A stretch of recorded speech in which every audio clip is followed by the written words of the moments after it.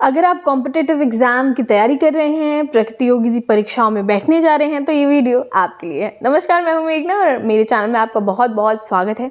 बहुत दिन से कमेंट आ रहे थे कि मैम कुछ ऐसी किताबें बताइए जो यूपीएससी की तैयारी में मदद मिल सके, जो यूपीएससी तैयारी हम लोग कर रहे हैं उसमें हमें फ़ायदा मिल सके उन किताबों के बारे में जानकर। तो आज ये वीडियो उसी पर है। पहली बात मैं क्लियर करना चाहती हूँ कि ये किताबें ऐसी हैं कि पाठ्यक्रम से जुड़ी हुई नहीं है, लेकिन इन किताबों में बहुत सारी चीज़ें ऐसी मिल जाएंगी जो यूपीएससी के एग्ज़ाम्स में आती है। इनमें से एक किताब ऐसी है जिसे यूपीएससी एग्ज़ाम के लिए बाइबल कहा जाता है और उसमें से क्वेश्चन एक हिस्से का फंसता है। तो तैयार हो जाइए इस जर्नी पर जाने के लिए और उन किताबों को एक्सप्लोर करने के लिए मेरे साथ। अगर आपको किताबें पढ़ना पसंद है और किताबों पर चर्चा करना पसंद है तो ये चैनल आपके लिए है, उसे सब्सक्राइब करते चलिएगा और ये वीडियो लास्ट तक ज़रूर देखिएगा। सबसे पहले उसी किताब की बात करते हैं जिसे यूपीएससी की तैयारियों के लिए बाइबल कहा जाता है और यूपीएससी की परीक्षा में बैठने वालों के लिए उस एग्ज़ाम के एक हिस्से का पूरा सवाल इस किताब से आता है और इससे जुड़ा सवाल रहता है उस एग्ज़ाम में। ये किताब है एम लक्ष्मीकांत की भारत की राज्य व्यवस्था।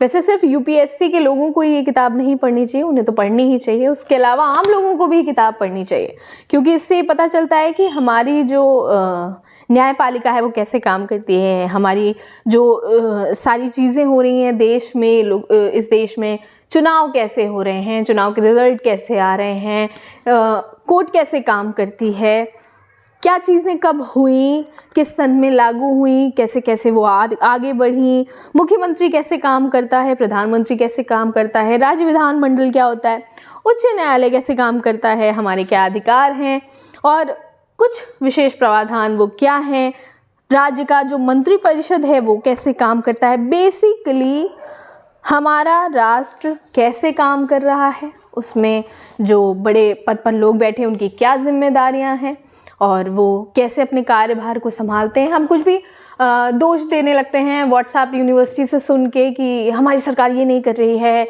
या वो नहीं कर रही है या ऐसे नहीं हो रहा है देश में, वैसे नहीं हो रहा है।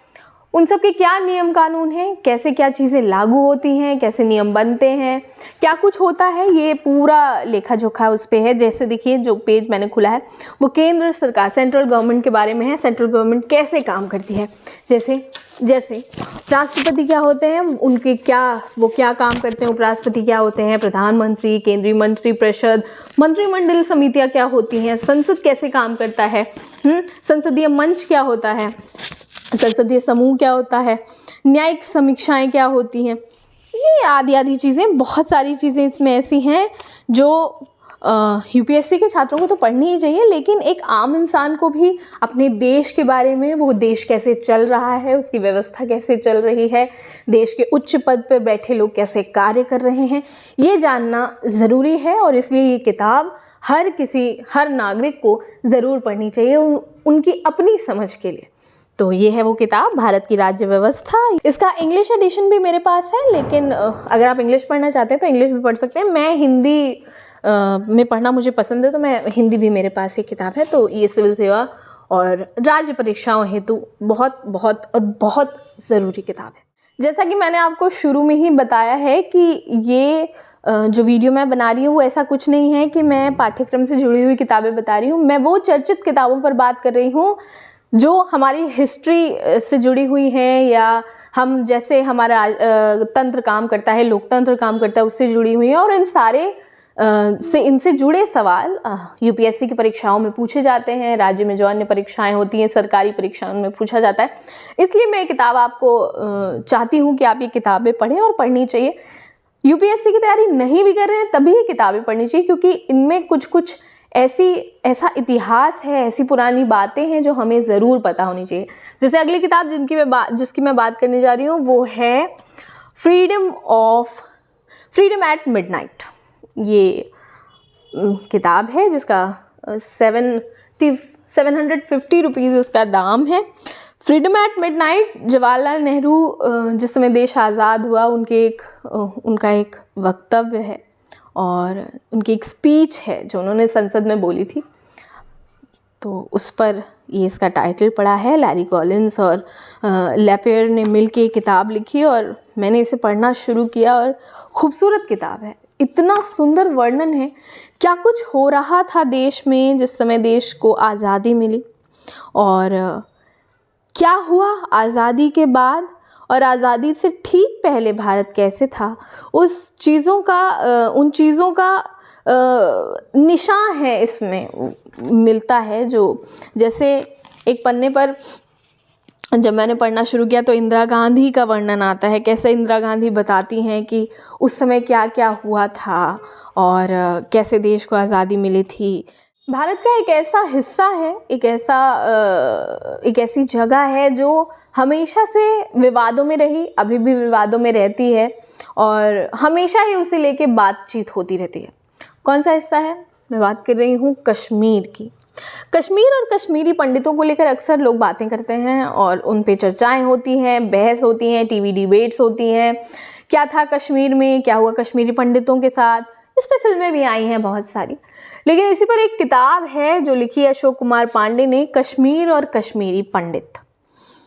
ये किताब कश्मीर के इतिहास से शुरू होती है, कैसे था कश्मीर, क्या हुआ, फिर ये कश्मीर के हाल के दिनों में कश्मीर कैसा है इस पर चर्चा करती है। जब वहाँ से अनुच्छेद 370 हटाया गया उसके बारे में, 70 के हटाए जाने से पहले कश्मीर कैसा था और वहाँ क्या कुछ हो रहा था, घाटी में लोग कैसे रह रहे थे, घाटी में जो युवा है वो कैसे पढ़ रहे थे और उनके साथ क्या कुछ हो रहा था, ये सारा इन पन्नों में लिखा हुआ है। और अशोक कुमार पांडे की ये किताब बेस्ट सेलर है और कश्मीर के बसने और बिखरने की करीब 1500 सालों को उन्होंने कवर किया है। अपने रिसर्च के साथ उन्होंने सारी चीज़ें लिखी हैं कि कैसे कश्मीर पहले था, कैसे नहीं। और ये इसका 14वां संस्करण है और ये बेस्ट सेलर किताब रही है। 399 इसका प्रिंट रेट है, 399 की है। आई होप ये ई बुक अगर हो इसकी तो ये और कम की मिल जाएगी आपको।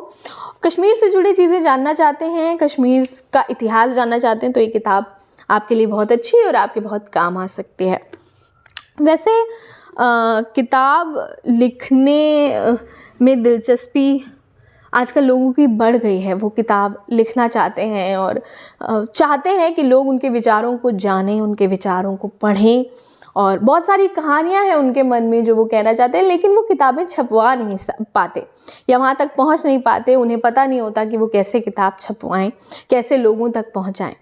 ऐसे लोगों के लिए एक सल्यूशन ये है, और मुझे अचानक से पता नहीं कैसे याद आ गया ये इसे पढ़ते हुए, कि जो लोग ऐसे हैं जो अपना लिखा कुछ छपवाना चाहते हैं या कुछ दुनिया को अपनी बातें बताना चाहते हैं, अपनी कहानी सुनाना चाहते हैं, उनके लिए एक पॉकेट एफएम का नाम आपने सुना होगा। उन्होंने पॉकेट नॉवल शुरू किया है वेंचर अपना, और उसमें जाके वो रजिस्टर कर सकते हैं पॉकेट नॉवल में, और पॉकेट नॉवल की वेबसाइट पर जाकर खुद को एज अ राइटर रजिस्टर कर सकते हैं और वहाँ लिखना शुरू कर सकते हैं। वहाँ बहुत सारी कहानियाँ हैं।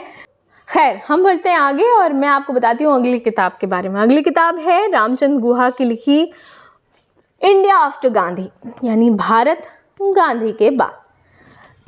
गांधी जी की मौत के बाद देश में क्या कुछ हुआ, देश कैसे आज़ादी से निकला, फिर गांधी की मौत के बाद देश कैसे खड़ा हुआ, उस समय क्या चीज़ें हो रही थी देश में, गांधी की मौत के बाद कैसा माहौल था, देश कैसे वहाँ से निकल के आया, नेहरू जी ने क्या किया, नेहरू के बाद गांधी के बाद जितने नेता हुए उन्होंने देश के लिए क्या किया, और कैसे कैसे कानून बना, कैसे कैसे उस पर अमल किया गया। ये सारी कहानी है। बेसिकली ये नॉन फिक्शन किताब है। अभी मैंने जितनी आपको किताबें बताई वो सभी नॉन फिक्शन है अभी तक। तो ये भी नॉन फिक्शन किताब है और गुहा जी ने लिखी है। और गृह युद्ध के हालात हो गए थे उस टाइम, जिस टाइम गांधी जी की डेथ हुई, और उसके बाद देश ने कैसे संभाला खुद को, देश के कौन कौन से वो नेता थे जिन्होंने देश को संभाला और कैसे ऊपर ले आए सबसे उठ के। ये उसी की कहानी है। बहुत सारी घटनाओं का जिक्र है इसमें गांधी जी के ख़त्म हो जाने के बाद, और लोकतंत्र का इतिहास दिखाती है ये किताब, जिसे आपको पढ़ना चाहिए। ये किताब है भारत गांधी के बाद। महात्मा गांधी को लेकर अक्सर लोगों में दो राय दिखती है, एक वो जो गांधी को पसंद करते हैं, एक वो जो नहीं पसंद करते। इसके अलग अपने अपने रीजंस हो सकते हैं, पसंद करने वालों के अपने, नापसंद करने वालों के अपने। लेकिन कुछ भी राय बनाने से पहले ये ज़रूरी है कि हम उस शख्स के बारे में, उस इंसान के बारे में जानें, समझें और अपने विवेक पे निर्णय लें कि वो कैसा था। और अगर आप गांधी जी को जानना समझना चाहते हैं, फिर इस डिबेट में बैठना चाहते हैं, तो ये किताब अगली आपके लिए है। ये किताब है गांधी जी की लिखी हुई माई एक्सपेरिमेंट विथ ट्रूथ। ये किताब पार्ट्स में डिवाइड है। गांधी जी ने अपने बारे में लिखा हुआ है और गांधी जी कैसे थे, वो कैसे जब भारत लौटे पढ़ाई करने के बाद, तो कैसे उस समय भारत कैसा था, गांधी जी की क्या आदतें थीं, गांधी जी ने कैसे देश को संभाला, गांधी जी कैसे अंग्रेज़ों से लड़े और कैसे अपने ही खिलाफ नेताओं, जो नेता थे उनके साथ रहते हुए कैसे काम किया, उनके विरुद्ध जाकर कैसे काम किया। सिर्फ राजनीति से जुड़े हुए नहीं, गांधी जी की निजी ज़िंदगी से जुड़े हुए भी बहुत सारे किस्से इसमें मिलेंगे, जिसे पढ़ने के बाद आप अपने विचार बना सकते हैं। चाहे तो आप गांधी को पसंद कर सकते हैं, चाहे तो नहीं पसंद कर सकते हैं, लेकिन ये किताब पढ़नी ज़रूर चाहिए ताकि आप उस सीढ़ी तक पहुंच सकें, आप गांधी को जान सकें और राष्ट्रपिता कहे जाते हैं, और उनको जान सकें और फिर अपनी राय बनाएं। यूपीएससी की परीक्षा में जब हिस्ट्री के सवाल आते हैं तो बहुत सारी चीज़ें आती हैं उसमें, स्पेशली मध्यकालीन भारत से, मध्यकालीन भारत के इतिहास से जुड़े बहुत सारे सवाल आते हैं। और इन्हीं इतिहास को जानने के लिए, समझने के लिए आपको अगली किताब पढ़नी चाहिए। ये है सतीश चंद्र की लिखी मध्यकालीन भारत।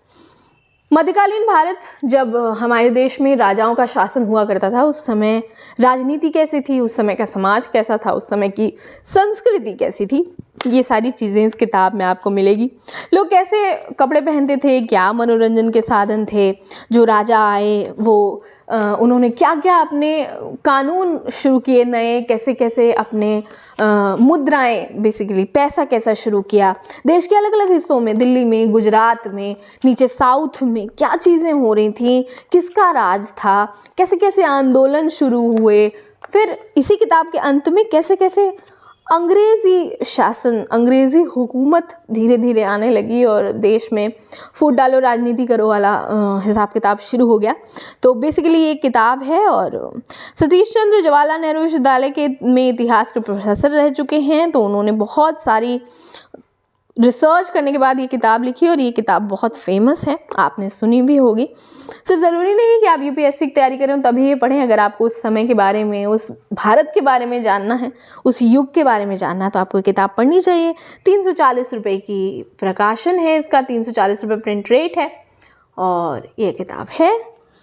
आज की आखिरी किताब आपको आधुनिक भारत से रूबरू कराएगी, और आधुनिक भारत का क्या इतिहास है और देश को आज़ाद कराने के लिए हमारे स्वतंत्रता सेनानियों ने क्या कुछ किया, ये उसके बारे में किताब है। देश जब आज़ाद हो रहा था उस समय क्या क्या घटनाएं घटी, किसने क्या निर्णय लिया, किसने क्या कहा, वो ये सब इन किताबों में मिलेगा। ये किताब है विपिन चंद्र की लिखी आधुनिक भारत का इतिहास। ये सारी किताबें थीं जो मैं रिकमेंड करूँगी कि यूपीएससी के जो छात्र हैं उन्हें ज़रूर पढ़नी चाहिए, क्योंकि इन सभी किताबों में से, सारी ही किताबों में से कुछ ना कुछ सवाल आते ही आते हैं जो कि हमारे इतिहास से जुड़े होंगे, देश की आज़ादी से जुड़े होंगे, देश के लोकतंत्र और न्यायपालिका से जुड़े होंगे, राजतंत्र से जुड़े होंगे। ये सारी किताबें हैं और इन्हें ज़रूर पढ़िए। और अगर आप यूपीएससी के छात्र नहीं भी हैं, मैं फिर रिपीट कर रही हूँ, तब भी इन किताबों को ज़रूर पढ़िए, ताकि नॉलेज बढ़ती रहे, और नॉलेज से ही ज़िंदगी चलती है, और कुछ भी पढ़ा हुआ कभी भी बेकार नहीं जाता। एक कभी ना कभी किसी ना किसी मोड़ पर वो काम आता है।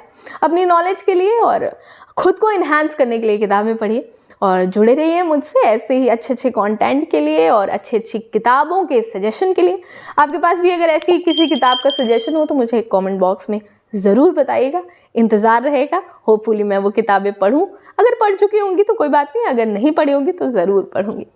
मिलूंगी आपसे अगले वीडियो में, तब तक के लिए शुक्रिया।